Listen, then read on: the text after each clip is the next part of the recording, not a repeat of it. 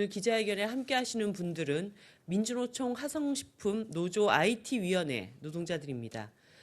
이분들은 현재 경기도 판교에 위치한 네이버, 카카오, 넥슨, 스마일게이트와 같은 굴지의 IT 기업과 게임업 기업에서 일하고 계십니다.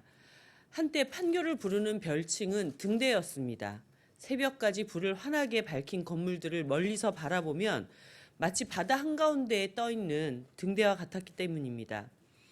2년 전에 저는 구로의 한 유명 게임 업체에서 일하던 20대 청년 노동자가 과로사로 사망한 사실을 밝혀냈습니다. 그 회사 또한 구로의 등대로 장시간 노동으로 악명이 높은 기업이었습니다. 근로복지공단은 별다른 질환이 없는 그 20대 청년 노동자가 게임 업데이트를 앞두고 일주에 80시간, 90시간씩 일을 했기 때문에 과로사를 했다고 판정했습니다. 소위 말하면 크런치 모드가 젊은 노동자의 목숨을 빼앗아 간 것입니다. 10시 조퇴, 12시 칼퇴, 2시 야근과 같은 살인적인 중노동을 막기 위한 주 52시간 제도가 시작되고 판교의 불빛도 꺼지기 시작했습니다. IT 노동자들은 이제 그나마 인간적인 생활을 시작할 수 있었습니다.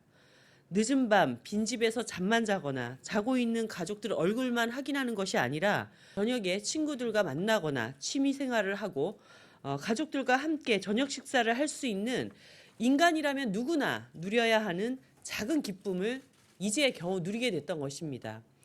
하지만 노동전중 정부를 자처하는 문재인 정부는 이 작은 기쁨을 다시 빼앗아 가려고 하고 있습니다. 아직 정착하지도 않은 주 52시간제를 앞장서서 흔들고 있습니다. 대통령 직속 4차 산업혁명위원회 위원장은 이제 실시된 지 1년도 채 안 된 52시간 제도를 IT 산업의 경쟁력을 낮추는 원흉으로 지적하고 있습니다.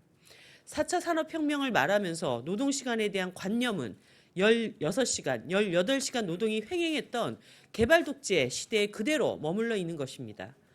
정부가 최근 예고한 조치들은 주 52시간 제도를 사실상 무력화시킬 것입니다.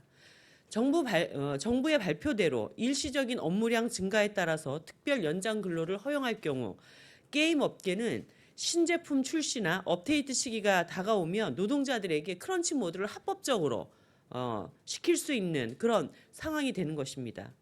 일주의 근로시간 제한 없는 선택적 근로시간 제도에서 노동자의 선택권은 없습니다.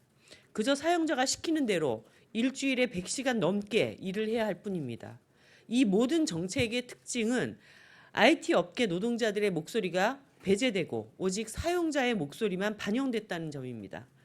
장시간 노동을 유지하고 싶은 IT 업계 사용자들의 민원을 정부가 스펀지처럼 수용하고 있습니다. 장시간 노동으로 만들어지는 게임과 IT 서비스는 결코 경쟁력을 높일 수 없습니다.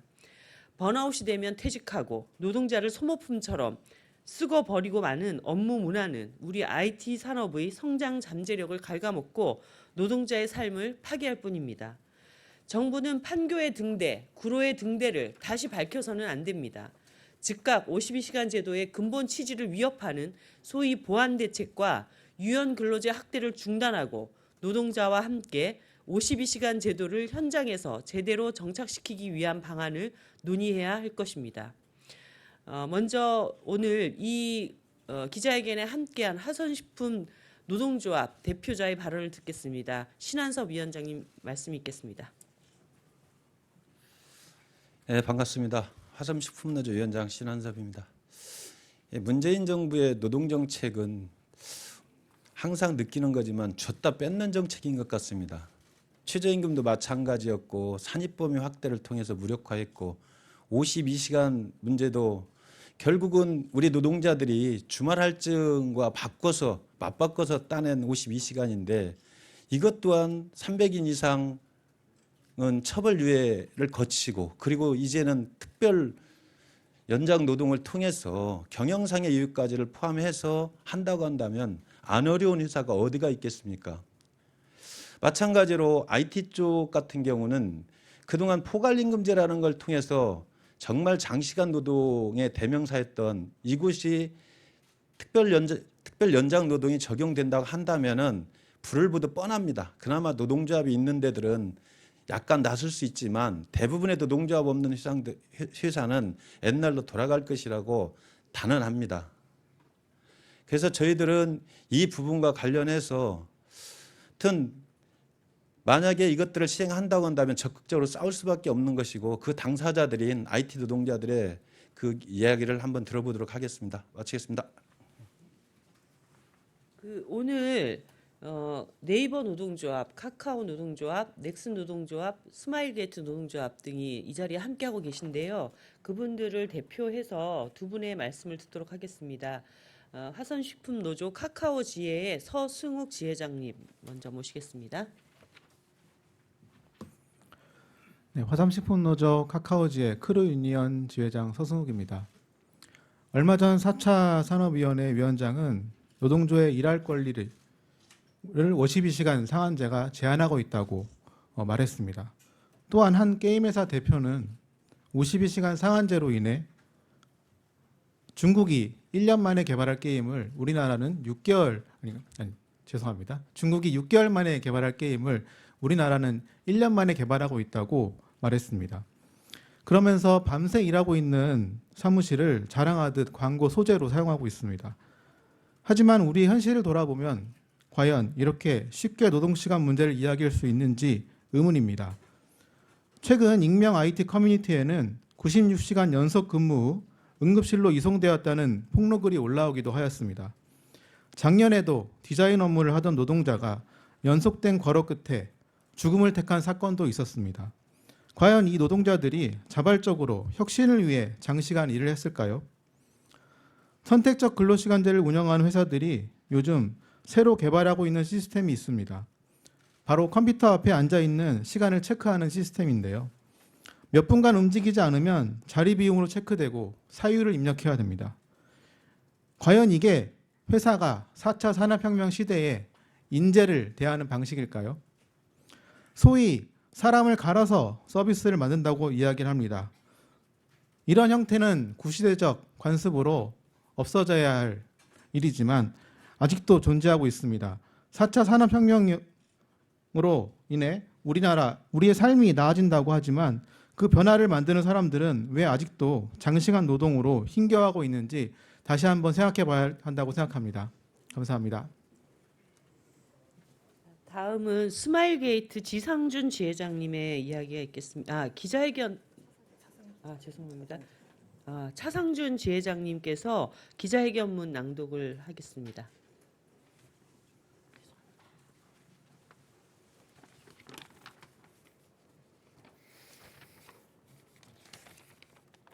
예, 안녕하세요. 스마일게이트 노동조합 SG길드 지회장 차상준입니다. IT 노동자 성명서를 읽도록 하겠습니다. 하나, 사람은 기계가 아닙니다.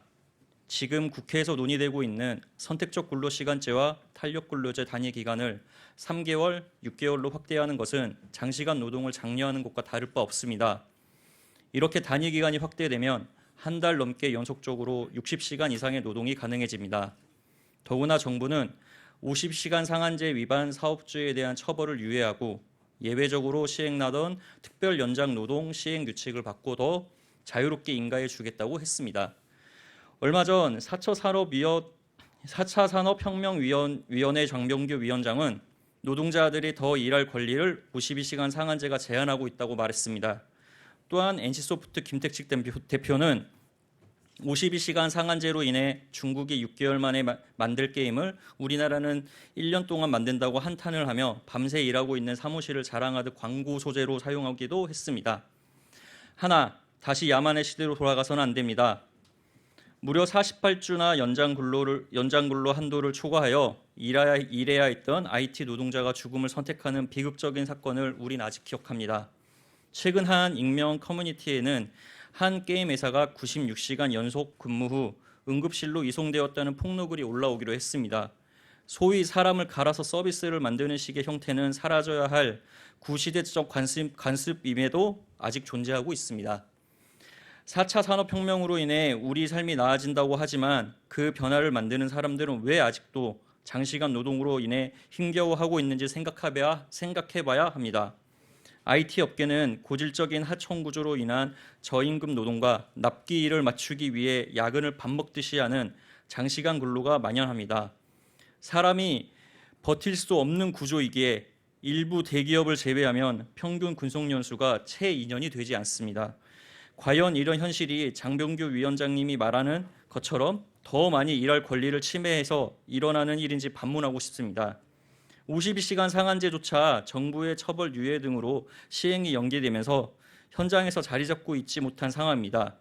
기업들은 야근 문화의 핵심 요인인 과도한 단기 목표나 부족한 인력, 하청 구조에 대한 개선 없이 유연 근무제를 도입한 후 오히려 휴게 시간 기준을 강화하여 노동 시간을 감소시키는 방식으로 문제를 회피하고 있습니다.